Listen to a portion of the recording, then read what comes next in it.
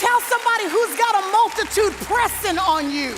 In your marriage or in your finances or in your health or in your parenting or in your singleness, that thing is weighing down on you. That means that there is a drawer waiting to be opened. That means there's some treasure waiting to be unveiled. And when you take it out, finally, when you stop ignoring it, when you stop circumventing it, when you stop acting like God hasn't given you everything you need, when you will finally recognize this little bit, this little gifting, this little talent, this little time, this little money, this little dream, this little vision, that this is all I need if I'll just pull it out and entrust it to the hands of a multiplying master. Can I just show you real quick what the disciples did? Just real quick, because I think it's interesting because it's so us. They said to Jesus in verse 12, send the multitude away.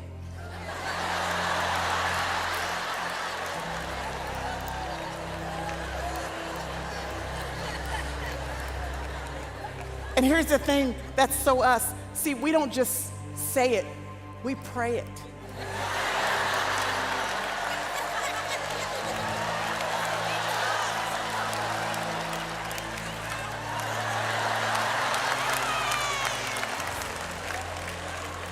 We pray away what we don't even recognize is the gift he has given us to press us into opening up our drawer.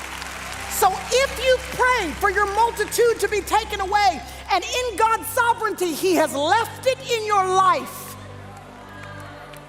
that means there's a drawer. There's a drawer. Start looking for a drawer. If there's a multitude, that means there's loaves and fish somewhere in your life that is supposed to be entrusted into the hands of God. So we pray away. Did you realize in verse 12, they are wishing away what in verse 11 Jesus welcomed? Jesus welcomed what they're wishing away. So the disciples say, get this multitude away. They don't even know they're praying away their miracle. Everybody wants to see the Red Sea divide, but nobody wants to be the one that comes face to face with a Red Sea.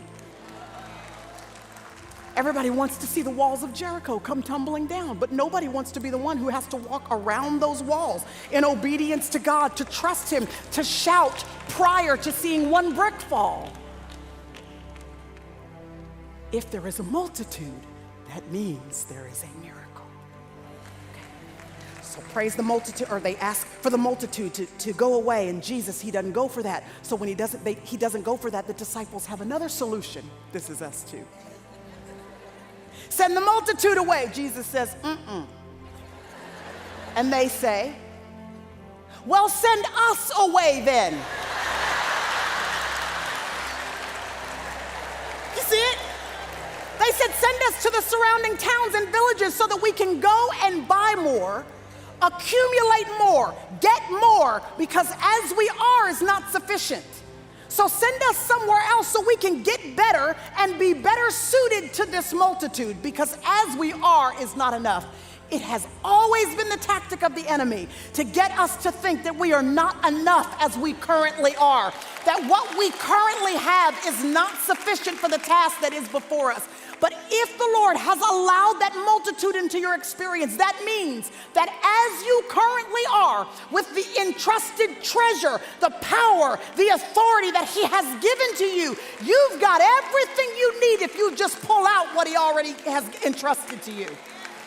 In fact, in Mark chapter 6, our layer of chocolate cake, we find out that he says to the disciples, well, what do you have? He asked them that question. He says, what do you have? And then he doesn't even give them a chance to answer. He just immediately responds and says, go and look. He said it like that. Go and look. He said it like you would tell your kid if the week after Christmas, they came to you and said, Mom, I'm bored. You would say, well, what do you have? And then before you gave them a chance to respond, because you could already tell that the response they was going to give you was going to get them in trouble. So you didn't even give them a chance. You would say to them, go and look. Because if you'll just look, you'll see that the thing you're complaining about is something you already have access to. If you will go and look, Moses, you will see that everything you need to do what I've called you to do, it's in your hand. It's that rod, that common rod that has always been right beside you, but now I'm going to infuse it with my power. If I can just get you to go and look, Moses, pick the stick up, put it over the Red Sea, you will see that it will make the Red Sea divide like a solid wall. Go and look, David. Yes, Goliath is right there, but if you'll go look down by the stream, I've already provided 5 smooth stones that will be everything you need to take that giant down. Go and look. Spend all of the energy that you're spending complaining. Spend that energy going to look for what God has already given us access to.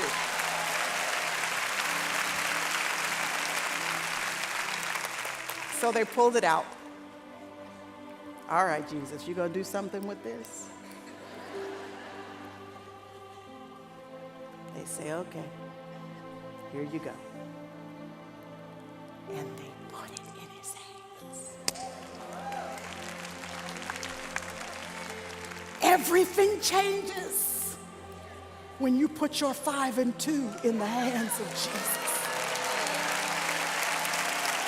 Everything changes when you stop speaking negatively about it and just trust it into the hands of Jesus. When you just take that little dream that he has entrusted to you and you give it back to him and you say, it don't look like much right now, but I'm putting it in your hands. And the great thing about our God, verse 16 says, is that he took the meager gifts of man. He didn't look at their little bit and say, come back when you've got more. A holy, divine, almighty, powerful God, a God who does not need us or our loaves and fish. When man gave it to him, he received it. And looking up to heaven, he blessed it. Y'all, you don't need more. You just need God's blessing on what you've already got. You don't need more. You just need God's blessing on your 5 and 2, girl. That's all you need. You know what his blessing is? It's his favor. Y'all, favor is what makes the scales balance over in your favor. Favor is what makes things a little bit unfair on your behalf. Favor is what opens doors that nobody can shut. Favor is what puts you in positions that nobody can take away. Favor is what sets you before kings and queens. The favor of God is what you want on your life, on your 5 and 2. Looking up to heaven, he blessed it, then he broke it, and he kept giving it to the disciples.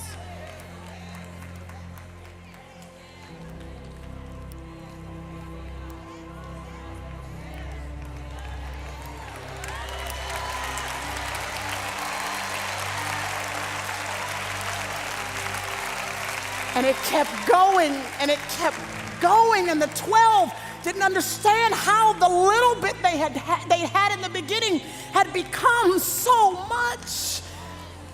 And their entire multitude, the whole burden was satisfied.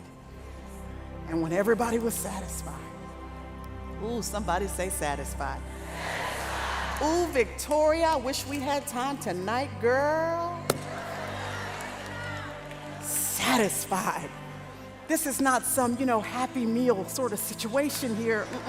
This is not a number 1 on the Burger King drive-thru. This is Sunday afternoon. I'm talking about old school Sunday, where your mom started to cook on Saturday night and the yeast rolls were rising and the macaroni and cheese was bubbling and the sweet potatoes were all gooey on the stove and the sweet tea was going, the roast. She started the roast on 200.